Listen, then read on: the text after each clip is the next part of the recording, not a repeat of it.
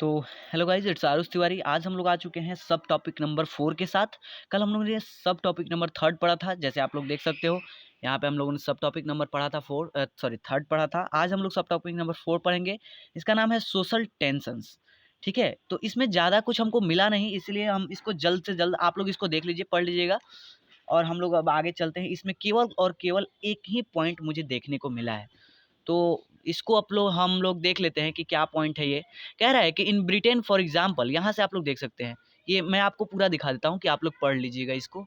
आप लोग इसको पॉज करके पढ़ सकते हो, ठीक है। आप लोग इसको पॉज करके पढ़ लेना और अभी हम लोग मेन पॉइंट पे चलते हैं, ठीक है, जो यूपीएससी से रिलेटेड है। तो यहाँ पे कह रहा है इन ब्रिटेन फॉर एग्जाम्पल, देख लीजिए आप यहाँ पे, in Britain for example during the war against the Boers, यहाँ war Dutch settlers in South Africa between 1899 to 1902, the need for recruiting additional men to the army was urgently filled. तो आपको ये पूछा जा सकता है कि जो बोर्स होते हैं वो कौन होते हैं। पहले बात तो ये आपको पूछा, जो बोर्स थे साउथ अफ्रीका में जो ये सेटल किए हुए थे अपने आप को, उनको क्या कहा जाता है। तो आप कह सकते हो कि डच सेटलर्स को बोर्स कहा जाता था, ठीक है। और ब्रिटेन में अर्जेंट रिक्वायरमेंट कब फिल करी गई थी, 1899 और 1902 के बीच, जब डच सेटलर्स के अगेंस्ट में ब्रिटेन ने अपने आप को खड़ा करा था, तब वहाँ पे ब्रिटेन के आर्मी में फील्ड करी गई थी need for the additional means. अब हम लोग आ जाते हैं यहाँ पे सोशलिस्ट मूवमेंट। ये काफ़ी इंपॉर्टेंट है। देखिए, ऐसे देखा जाए तो मतलब ऐसे देखने पे सोशलिस्ट मूवमेंट बस आपको एक कहा सुना चीज़ लग रहा है, लेकिन इनफ इज़ इनफ। आप समझ सकते हो इसको कि सोशलिस्ट मूवमेंट अपने आप में जो है काफ़ी ज़्यादा इंपॉर्टेंट है। तो हम लोग देख लेते हैं सोशलिस्ट मूवमेंट। आप इसको टीनी समझ के मत चलिएगा गाइस, ये यूपीएससी का पॉइंट ऑफ व्यू से बहुत इंपॉर्टेंट है। The period witness the rise of the trade union movement and the spread of the ideal and the movement of socialism. ये सोशलिस्ट मूवमेंट ही है जो रशिया में अक्टूबर की रिवोल्यूशन हुई, फरवरी में रिवोल्यूशन हुई, और लेनिन की जो बोल्शेविक आई थी, वो सोशलिस्ट मूवमेंट के जरिए ही आई थी। इसको आप लोग लेके चलिए।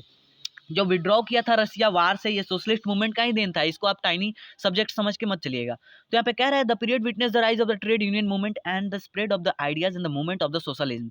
ये आप लोग देख सकते हैं कि जो राइज था, विटनेस, वो जो पीरियड था विटनेस कर रहा था किसके राइज को, सोशलिज्म के राइज को। फिर आगे कह रहा है कि among the workers of Europe, ये कहाँ हो रहा था, यूरोप में हो रहा था। सोशलिज्म मूवमेंट कहाँ पर स्प्रेड कर रहा था, यूरोप में। कह रहा है there was a spurt of strikes in pre first world war. देखिए, फर्स्ट वर्ल्ड वार यूरोप में होने से पहले काफ़ी सारा सोशलिस्ट चाहते ही नहीं थे कि वर्ल्ड वार हो, और इसी वजह से कई बार तो लेनिन पे आपको वो देशद्रोह का, सेडिशन का चार्ज लगा, जिसकी वजह से उनको भागना पड़ा वहाँ से।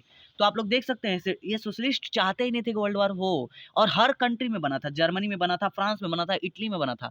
हम लोग यहाँ देख लेते हैं। By 1914 the number of people who voted for the various socialist parties in Europe also steadily increased.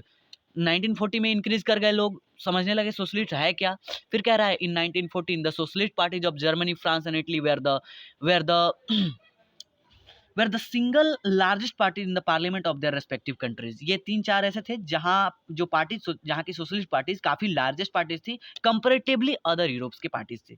फिर कह रहा है 1889 में, फिर आप लोग देख सकते हो यहाँ पे, फिर कह रहा है इन 1889 the second international was form, second international community of socialist party was formed in 1889। और फिर देखिए, और ये तब क्या हुआ उसके बाद, तो ये second international was formed to organise for 1 May to great international demonstration. और इसीलिए 1 मई को किस नाम से जाना जाता है, मजदूर दिवस के भी नाम से जाना जाता है। देख सकते हो आप, 1 मई को ऑर्गेनाइज किया गया था, इसीलिए ये देखिए यहाँ से रिलेट कर गया, आपके नंबर 1 क्वेश्चन आ गया जो यहाँ पे रिलेट कर गया, आप लोग देख सकते हो। यहाँ पे कह रहा है some socialists held the view that capitalism could be ended only by the overwhelming the ruling class. देखिए, सोशलिस्ट पार्टीज के बीच भी कुछ मतभेद थी, कुछ सीमाएं थी।